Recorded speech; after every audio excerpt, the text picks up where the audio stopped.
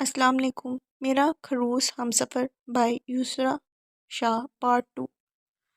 صبح رباب انگڑائی لیتی ہوئی اٹھی تو سامنے مریم کو دیکھ جو اپنے 1 سالہ بیٹے مبین کو کھانا کھلا رہی تھی۔ رباب کو خطرے کی گھنٹی بجتی ہوئی محسوس ہوئی۔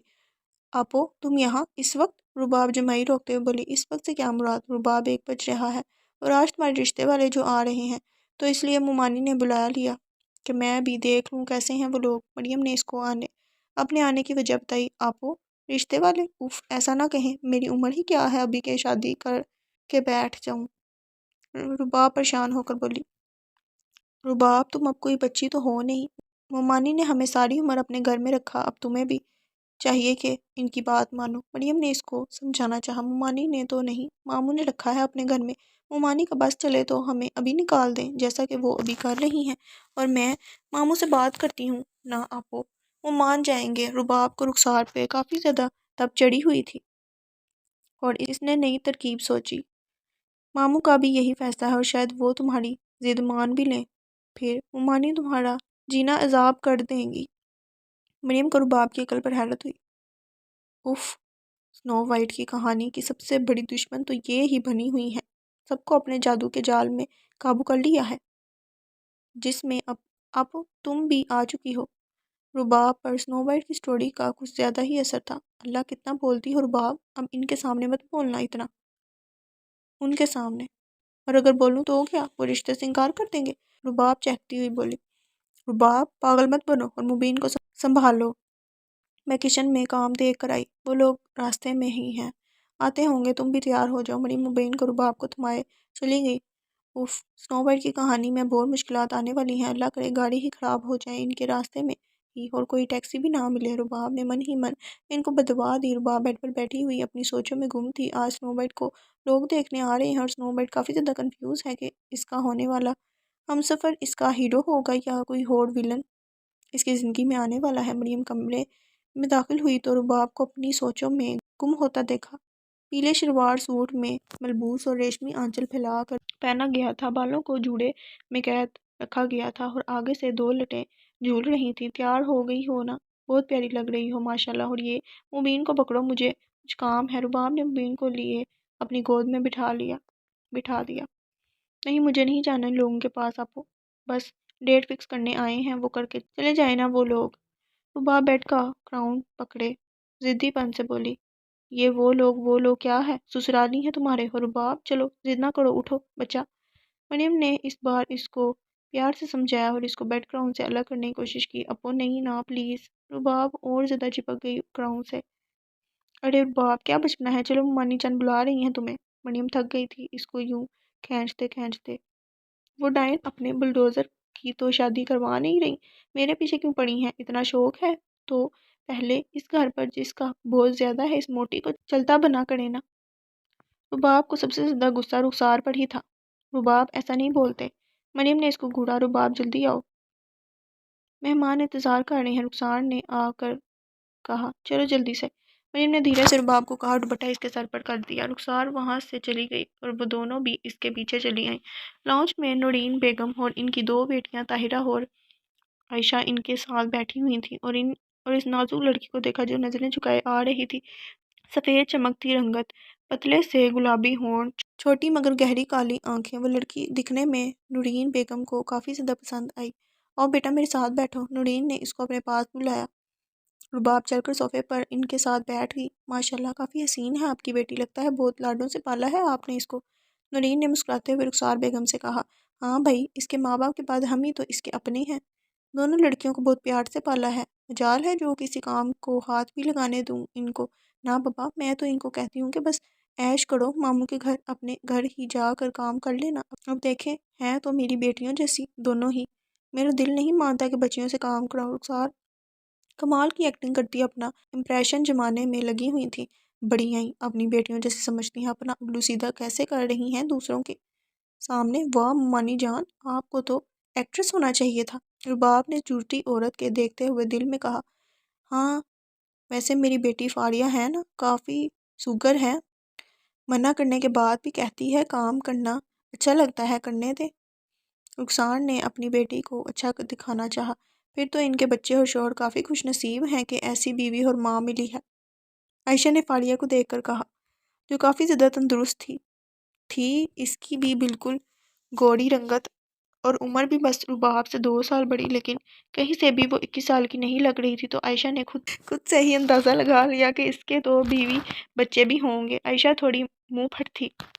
فاریہ نے منہ کھولے اس لڑکی کو دیکھا، وہ اس کو بالکل زہر لگی۔ رباب ہنسی چھپانے کو سر مزید جھکا گئی، جی نہیں، یہ رباب سے بس 2 سال ہی بڑی ہے، شادی نہیں ہوئی ابھی تک اس کی۔ رخسار نے تصحیح کی۔ فاریہ منہ بناتے وہاں سے اٹھ کر چلی گئی، باقی سب مسکراہٹ دبانے لگے۔ ویسے فاریہ باجی چائے بہت اچھی بناتی ہیں، ان کے ہاتھ کی چائے پینا مت بھولیے گا۔ رباب نے فاریہ کو بری طرح پھنسا دیا۔ رباب منہ پھلائے مریم کے بیٹے مبین کو اٹھائے چکر لگا رہی تھی، جو چپ ہونے کا نام ہی نہیں لے رہا تھا، بس روئے جا رہا تھا۔ دیکھو اچھے بچے ہونا، چپ کر جاؤ، پیارے ہونا تم موبی۔ رباب نے اس کو بہلانے کی کوشش کی تو وہ اور رو پڑا۔ ٹکلا، بچے ایسے ہوتے ہیں کیا؟ چپ ہونے کا نام ہی نہیں لے رہا۔ رباب نے چڑ کھائی۔ رباب رو رہا ہے کیا مبین؟ مریم کمرے میں داخل ہوتی بولی، دکھ نہیں رہا آپ کو؟ ابو کب سے میرے کانوں میں چیخ چیخ کر روئے جا رہا ہے، کانوں کے پردے ڈیمیج کر دیے ہوں گے اس نے میرے۔ رباب نے مبین کو مریم کو دیا۔ اف رباب، اس کو بھوک لگی ہوگی نا پاگل، کچھ کھلا دیتی۔ مریم کی بات کا جواب دیے بنا وہ کمرے سے باہر آ گئی اور ٹی وی کھول کر صوفے پر بیٹھ گئی۔ کیا ضرورت تھی مجھ سے چائے بنوانے کی؟ یہ زیادہ ہوشیاریاں مت دکھایا کرو تم چھپکلی۔ فاریہ موقع دیکھتے ہی اس پر برس پڑی۔ رباب جو منہ پھلائے صوفے پر بیٹھی ہوئی تھی، اس کی بات سن کر رباب کی ہنسی پھوٹ گئی۔ ہنس رہی ہو تم؟ دیکھا نہیں کیسا منہ بنا رہے تھے تمہارے سسرالی میری چائے پی کر، جیسے چائے نہیں زہر پلایا ہو میں نے۔ فاریہ کو اور غصہ آیا۔ ویسے فاریہ باجی، آپ کی چائے کسی زہر سے کم بھی نہیں تھی، آپ کو تو پیسے دینے چاہیے مجھے کہ میں نے آپ کی چائے کا ایک فل مگ پیا، اور اب میں کیا کرتی؟ ممانی آپ کی اتنی تعریف کر رہی تھی، میں نے کہا چائے پی کر دیکھ لیں چائے۔ رباب اپنی لمبی سی چوٹی ایک ادا سے پیچھے جھٹکتی ہوئی بولی، چھپکلی زیادہ ہوشیار مت بنو، ویسے تمہاری ساس اور نندے کافی چلاک عورتیں لگی مجھے، بچ کے رہنا بابا۔ اب فاریہ نے اس کو بدگمان کرنا چاہا۔ کیوں فاریہ باجی، آپ کو نہیں، آپ کو انہوں نے اپنی عمر سے زیادہ بڑا سمجھ لیا اس لیے؟ رباب اس کا رادہ سمجھ کر واپس اس کو چڑھاتی ہوئی بولی، میں تمہیں دیکھ لوں گی۔ فاریہ غصے سے کہہ کر اٹھ کر چلی گئی۔ ہاں تو ابھی دیکھ لیں بلڈوزر، آپ کے سامنے تو بیٹھی ہوں۔ رباب واپس سے ٹی وی دیکھنے لگی۔ جاؤ جا کر چائے بنا کر لاؤ، تمہاری بہن سے تو کوئی کام ہوتا نہیں ہے، اپنے بچے کے ساتھ ہی لگی پڑی ہے۔ رخسار خواہ ہوتی ہوئی آئی اور رباب سے ریموٹ لے کر دوسرا چینل لگا دیا۔ رباب نے اس کو کھا جانے والی نظروں سے دیکھا۔ جاتی ہوں چائے بنانے۔ رباب کچن کی طرف بڑھ گئی۔ فیوریٹ ڈرامہ چل رہا تھا میرا، ریپیٹ میں بھی نہیں دیکھنے دیتی۔ ڈائن، اف، دیکھ رہی ہیں آپ لوگ سنو وائٹ پر کتنے ظلم ہوتے ہیں، وہ چند منٹ بیٹھ کر ٹی وی بھی نہیں دیکھ سکتی۔ رباب بری طرح جھنجھلائی۔ مریم مبین کو کھانا کھلا رہی تھی جب رباب اس کے ساتھ بیٹھی اور اس کے گرد اپنی باہیں باندھ دیں۔ میری پیاری اپو جان، کیا کام پڑ گیا اب؟ مریم سمجھ گئی اس کا کوئی کام اٹکا ہے۔ میں اب زیادہ مکھن نہیں ماروں گی، یہ بتائیں ڈیٹ کیا فکس ہوئی؟ رباب اس سے الگ ہوتی بولی۔ مریم اس کو دیکھ کر مسکرائی۔ بس 2 دن میں ماموں جان آ رہے ہیں، پھر فنکشن شروع ہو جائیں گے، اور ٹھیک 8 دن بعد رخصتی۔ 8 دن؟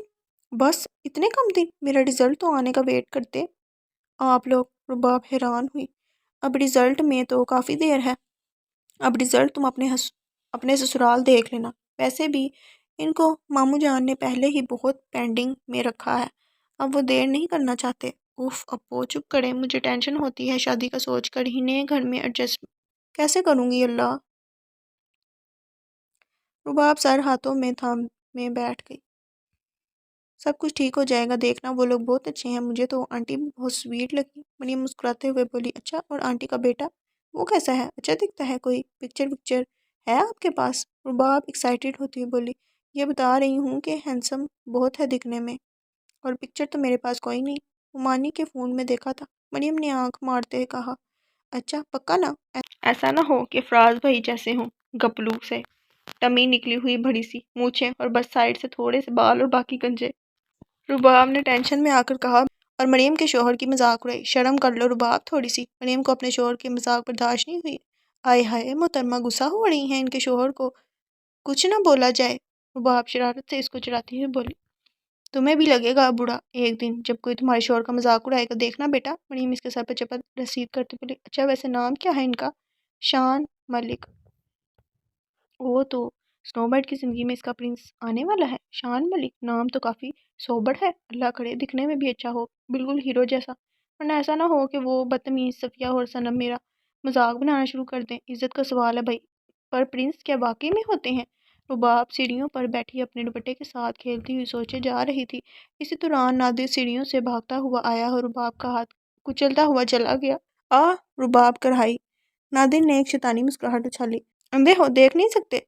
اوہ سوری، تم تو واقعی اندھے ہو، چشمش کہیں کے۔ رباب غصے سے بولی اور اپنا ہاتھ سہلایا۔ سفید ہاتھ پر لال نشان پڑ چکا تھا۔ چھپکلی، اپنے لیم جوکس مارنا بند کرو، کوئی نہیں ہنسنے والا۔ نادر اپنا بول ہاتھوں میں گھماتا ہوا بولا، تم سے کسی نے پوچھا نہیں؟ شیطان کہیں کے، دفع ہو جا میری نظروں سے، ورنہ ایسا ماروں گی نا کہ ساری عمر ان سیڑھیوں پر سے اترنے چڑھنے کے لائق نہیں رہے گا تم۔ رباب پوری لال پڑ چکی تھی غصے سے۔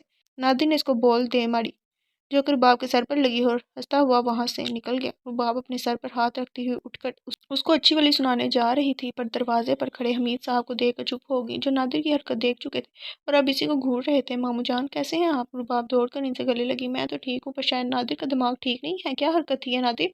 حمید نادر سے بولے جو سر جھکائے کھڑا تھا۔ رباب نے نادر کی شامت آتی دیکھی تو ایک شیطانی ترکیب اس کو سوجی۔ ماموں میں نے تو بس اس کو کہا تھا میں تمہیں چاکلیٹ دوں گی، تو یہ ناراض ہو گیا کہ 5 والی نہیں 10 والی دو، اور بول میرے سر پر مار دی۔ ابھی بھی درد ہو رہا ہے ماموں جان؟ رباب اپنے سر پر اپنا ہاتھ رکھتی معصومیت سے بولی۔ نادر تو حیران ہو کر اس کو دیکھ رہا تھا جس نے بڑی صفائی سے سارا الزام اس پر ڈال دیا۔ اب یہ جھوٹ بول رہی ہے، کتنی جھوٹی ہو تم؟ نادر سختے سے بولا۔ خاموش ہو جاؤ نادر، میں نے دیکھا کیسے تم نے بچی کے سر پر بول ماری تھی، اور تم سے بڑی ہے یہ، اس سے آپ کہہ کر مخاطب کیا کرو۔ آئی سمجھ؟ آئندہ مجھے تم سے شکایت نہیں ملنی چاہیے۔ حمید اس کو ڈانٹ کر رباب کے سر پر ہاتھ رکھے وہاں سے نکل گئے۔ اچھا سبق سکھایا نا، یہ سزا میرا ہاتھ کچلنے کی تھی، اور جو تم نے میرے سر پر بول ماری ہے نا، اس کا بدلہ بھی باقی ہے۔ رباب اس کو زبان دکھاتی وہاں سے اچھل اچھل کر چلی گئی۔ فاریہ باجی صحیح کہتی ہیں، چھپکلی ہے یہ، چپکو اور تنگ کرنے والی جنگ ابھی جاری ہے۔ نادر بھی خود سے بڑبڑایا۔